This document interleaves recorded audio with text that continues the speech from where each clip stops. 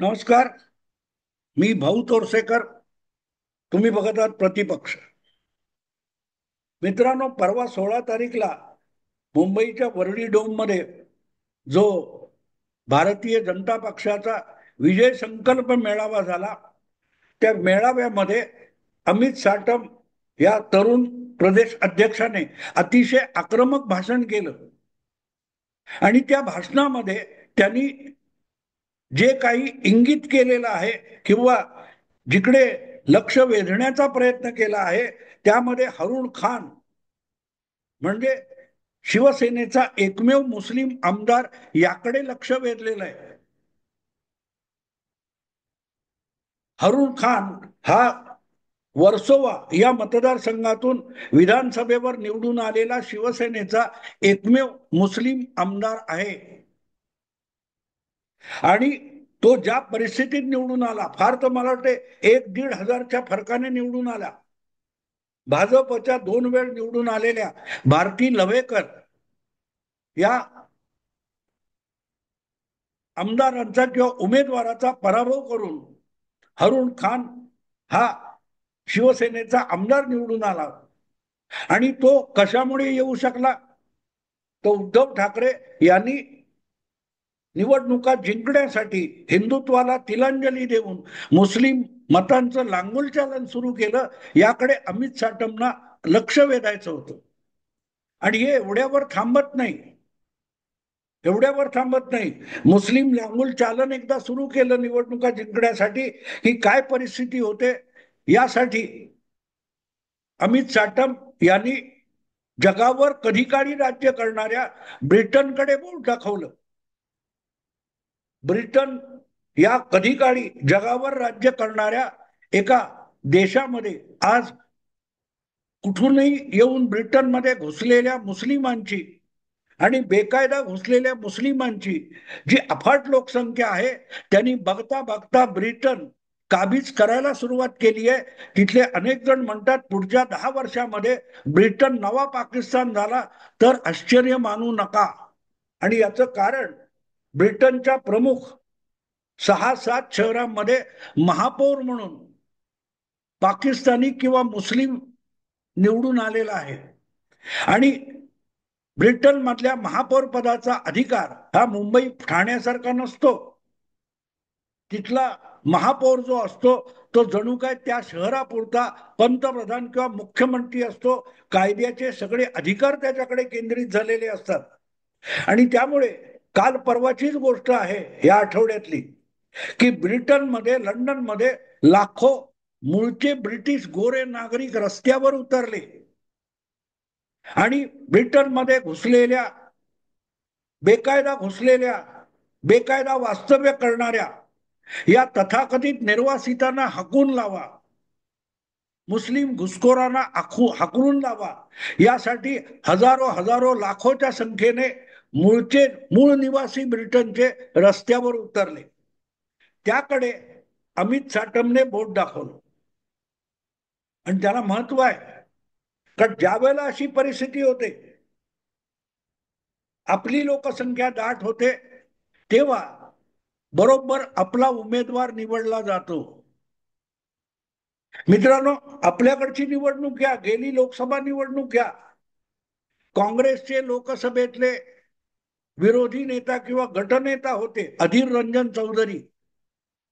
हे जवळजवळ 6-7 निवडणुका जिथून बंगालमधून निवडून येत होते. तो मुस्लिम बहुल इलाका होता.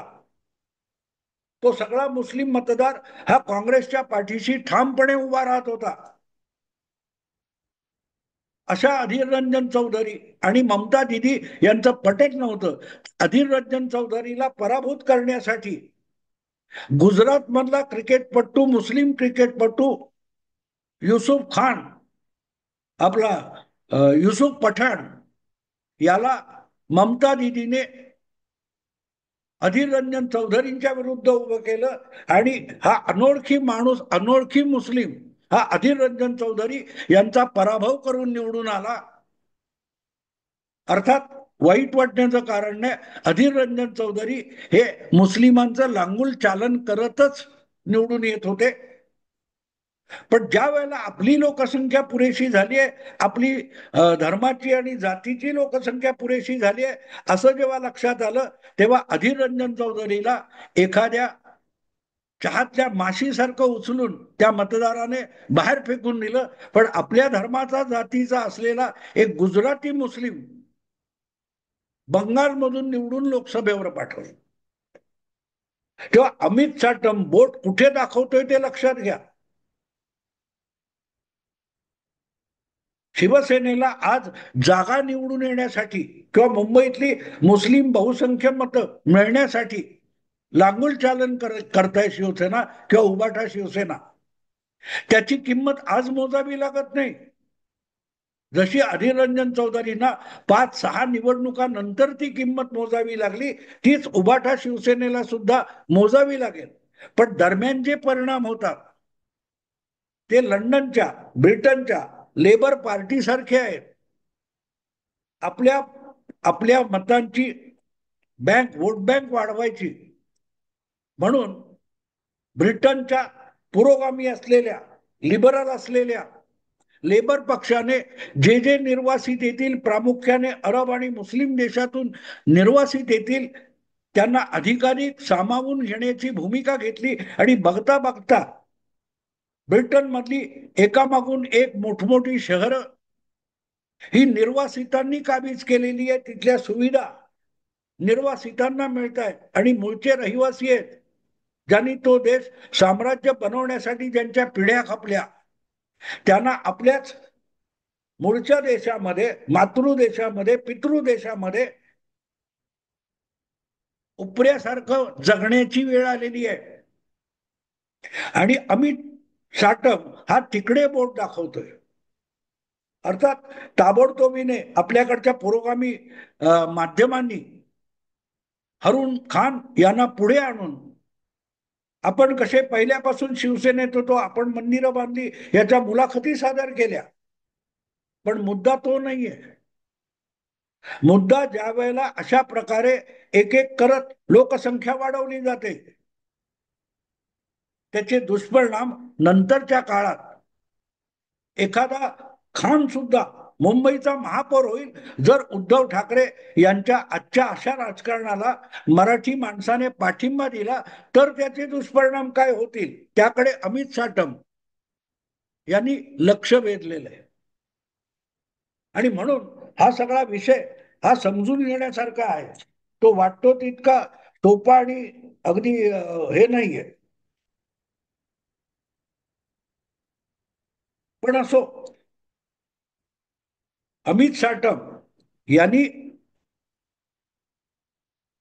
उद्धव ठाकरे यांना लक्ष करून हे भाषण ठोकलं.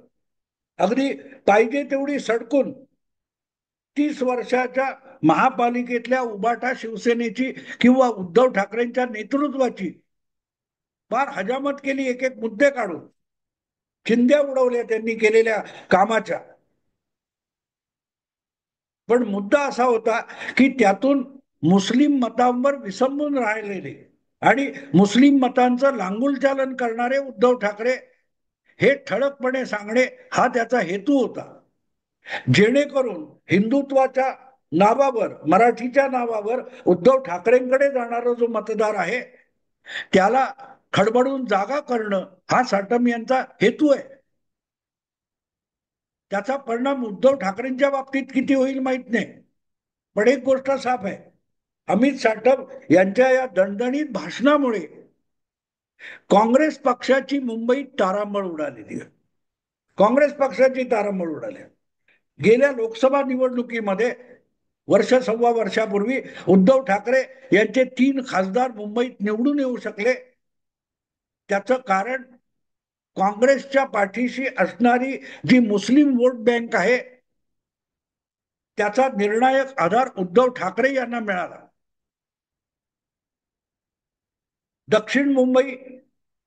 दक्षिण मुंबईमध्ये कमीत कमी 2 मतदारसंघ असे आहेत की जे मुस्लिम बहुल आहेत आणि तिथे अरविंद सावंत तिसऱ्यांदा निवडून आले. याचं कारण भेंडी बाजार पासून तो जो भाग आहे, जे जे हॉस्पिटल पासून काय असेल, मोहम्मद अली रोड वगैरे, या भागातला जो साइजेबल प्रचंडच्या प्रचंड असा मुस्लिम मतांचा गठ्ठा आहे, तो अरविंद सावंत म्हणजे उबाठा शिवसेनेच्या पदरात पडला आणि ते सुटले. तीच गोष्ट मध्य मुंबईमध्ये किंवा मध्य दक्षिण मुंबईमध्ये अनिल देसाई यांच्या पथ्यावर पडली, आणि ईशान्य मुंबईमध्ये संजय दिना पाटील यांच्या पथ्यावर पडली. काय तो शिवाजीनगर आणि मानखुर्द वगैरे परिसरातली जी दाट मुस्लिम वस्ती आहे, त्याचा मुस्लिम गठ्ठाच्या गठ्ठा इकडे आला. आणि हा कसा येतो याचं उदाहरण लोकसभेच्या धुळे लोकसभा मतदारसंघात मिळतं. पाच पाच विधानसभा मतदारसंघ, सहापैकी पाच विधानसभा मतदारसंघामध्ये भाजपचा उमेदवार प्रचंड 1 लाखापेक्षा, 1.5 लाखापेक्षा, 1.25 लाखापेक्षा अधिक मताधिक्याने पुढे होता. पण एका मालेगाव विधानसभा मतदारसंघातल्या गठ्ठा मुस्लिम मतदाराने अख्खी लोकसभा निवडणूक फिरवून टाकली. 5 विधानसभा मतदारसंघातल्या हिंदुत्वाच्या बहुमताला, मताधिक्याला एकट्या मालेगावच्या एक गठ्ठा मतदानाने धुळीस मिळवलं. आणि त्याकडे अमित साटम यांनी लक्ष वेधलेलं आहे. पण हे का होतं? आज उद्धव ठाकरे हे मुस्लिम मतांवर अधिकाधिक विसंबून आहेत, आणि म्हणून चर्चा काय होते, जर राज ठाकरेंना बरोबर घेतलं तर त्यांच्या हिंदुत्वामुळे उबाठाच्या पासून मुस्लिम मतदार जो आकर्षित झालेला आहे तो दुरावेल, याची चर्चा होते. आणि म्हणूनच उद्धव ठाकरे हे ठाकरे बंधू, ठाकरे ब्रँड याविषयी साशंक आहेत. त्याचं नेमकं कारण ते आहे की राज ठाकरेमुळे किती मतं मिळतील याची गॅरंटी नाही. आज घडीला मुंबईमध्ये राज ठाकरे यांच्याकडे 3-4% एवढी मतं असू शकतील, पण मुस्लिम मतांचा गठ्ठा हा जर 7-8% काँग्रेस सोबत असल्यामुळे आपल्याला मिळालाय आणि लांगुल चालनामुळे आपल्याला मिळालाय, तर राज ठाकरेंची 3-4% मतं आणण्यासाठी हा 8-9% जो मुस्लिम मतांचा गठ्ठा आहे तो गमवायचा का, या द्विधा मनस्थितीमध्ये उद्धव ठाकरे आहेत. आणि त्याकडे अमित साटम यांनी लक्ष वेधलेलं आहे. आणि दुसरीकडे इतक्या उघडपणे उद्धव ठाकरे मुस्लिम लांगुल चालन करायला लागले, तर मुंबईमध्ये दीर्घकाळ अगदी निम्मे तरी मुस्लिम मतदार हा काँग्रेसचा हक्काचा मतदार राहिलाय, तो उद्धवकडे वळला. तो उरली सुरली मुंबई महापालिकेतली काँग्रेस संपून जाईल. सॉरी, गेल्या म्हणजे 2017च्या महापालिका निवडणुकीमध्ये आधीच काँग्रेसचा अक्षरशः सत्यानाश झालेला आहे महाराष्ट्र मुंबईमध्ये. शिवसेना आणि काँग्रेस हे दोन प्रतिस्पर्धी पक्ष होते मुंबईमध्ये. 2017 नंतर काँग्रेसला मागे टाकून भाजप आणि शिवसेना हे दोन एकमेकाचे प्रतिस्पर्धी बनले, आणि त्यामध्ये काँग्रेस एकदम तिसऱ्या क्रमांकावर गेली. आणि तिसऱ्या म्हणजे जवळजवळ 28-30 नगरसेवकांपर्यंत काँग्रेस पक्ष घसरला. त्यामुळे एक प्रकारे आपण बघितलं तर मुंबईची जी मतदार विभागणी होती त्यामध्ये काँग्रेस पक्ष टिकू शकला, तो फक्त मुस्लिम व्होट बँक मध्ये टिकू शकला. कारण शिवसेना असो, अखंड शिवसेना उद्धव ठाकरेंची, महाविकास आघाडी पूर्वीची, आणि भाजप हे दोन्ही हिंदुत्वाचे पक्ष, त्यांना कुठल्याही परिस्थितीत मुस्लिम मतं मिळणार नव्हती. पण ती मतं गेल्या महापालिका निवडणुकीत मुस्लिम पक्ष, ओवायसीचा असो, समाजवादी असो, हे पक्ष वगळले तर बहुसंख्य काँग्रेसला मिळाली. मुंबईच्या वेगवेगळ्या भागात विखुरलेले पण व्होट बँक असलेले मुस्लिम हे काँग्रेसच्या बाजूने उभे राहिले, म्हणून काँग्रेसला 30 नगरसेवक निवडून आणणं शक्य झालं. पण त्यातही उद्धव ठाकरे भागीदार होणार असतील तर मग काँग्रेस अधिक रसातळाला जाऊ शकते. त्यामुळे अमित साटम यांनी जे उबाठाला डिवचण्यासाठी हे उघड वक्तव्य केलेलं आहे.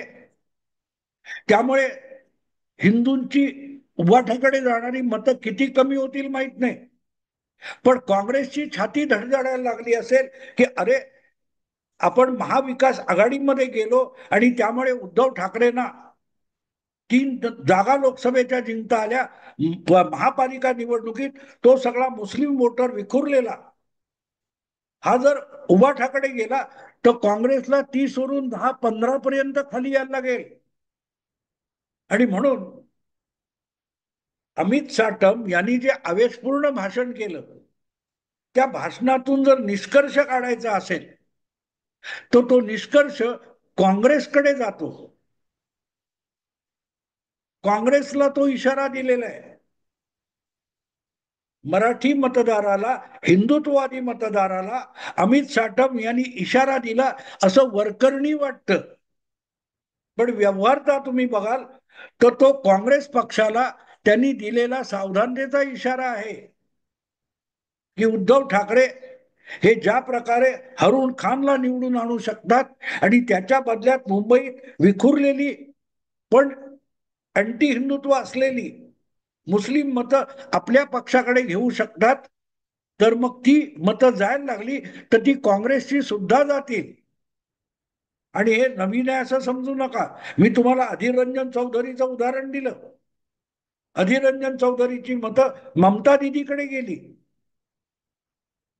आणि म्हणून मग अमित साटम यांचा जो इशारा आहे तो दिसायला उद्धव ठाकरे आणि त्यांच्या मतदारांना दिलेला इशारा वाटतो, पण व्यवहारता तो काँग्रेस पक्षाला दिलेला इशारा आहे, तुम्ही तुमची मुस्लिम मतं सांभाळा. उद्धव ठाकरेंनी आता उघडपणे, राजरोसपणे, जाहीरपणे नुसता भाजप विरोध, मोदी विरोध नाही, तर हिंदुत्वाला टांग मारून मुस्लिम लांगुल चालनापर्यंत मजल मारलेली आहे.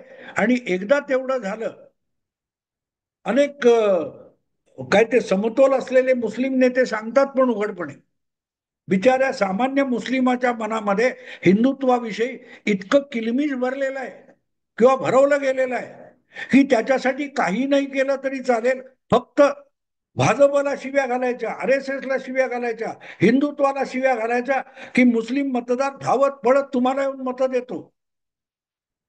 त्यामुळे तेच काम अगदी भगवा झेंड्याखाली उद्धव ठाकरे करणार असतील तर मग काँग्रेसच्या या आजपर्यंत जोपासलेल्या, सांभाळलेल्या मुस्लिम मतपेढीला धक्का लागणार आहे. त्यामुळे वरकरणी असं वाटतं की इशारा अमित साटम यांनी उभाठा शिवसेनेला दिलाय, पण व्यवहारता तुम्ही बघाल तर तो मुंबईच्या काँग्रेस पक्षाला BMC मध्ये किती नुकसान होऊ शकतं याकडे लक्ष वेधण्याचा प्रयत्न अमित साटम यांनी केलेला आहे. ही स्वतंत्र लढायचं आणि आपली मुस्लिम मतं टिकवायची की उद्धव ठाकरेंबरोबर जागा वाटप करून आपली मुस्लिम मतं त्यांच्या परड्यात टाकायची आणि त्यांची मतं आपल्याकडे येण्याची गॅरंटी नाही, अशा दुर्घर परिस्थितीमध्ये काँग्रेसने आपल्याला लोटून द्यायचं की आपली मतं टिकवताना प्रामुख्याने मुस्लिम ही आपली वोट बँक आहे, दलित ही आपली वोट बँक आहे, ती आपल्याकडे टिकून राजकारण करायचं याचा काँग्रेसने विचार करावा. यासाठी हा सगळा मुंबईचा मुस्लिम एखादा खान होऊ शकतो, मुस्लिम रस्त्याचा काय ते मुंबईतले रस्ते हे मोहम्मद अली रोड होऊ शकतात, अशी जी भाषा अमित साटम यांनी वापरली आहे तो काँग्रेसला दिलेला इशारा आहे. वेळी सावध व्हा, नाहीतर उरली सुरली काँग्रेस आहे ती उभाटा शिवसेनेचा एक हिस्सा होऊन जाईल. असो मित्रांनो, आता इथेच थांबतो. आवडलं लाईक करा, शेअर करा आणि प्रतिपक्षाला सबस्क्राईब करा. नमस्कार.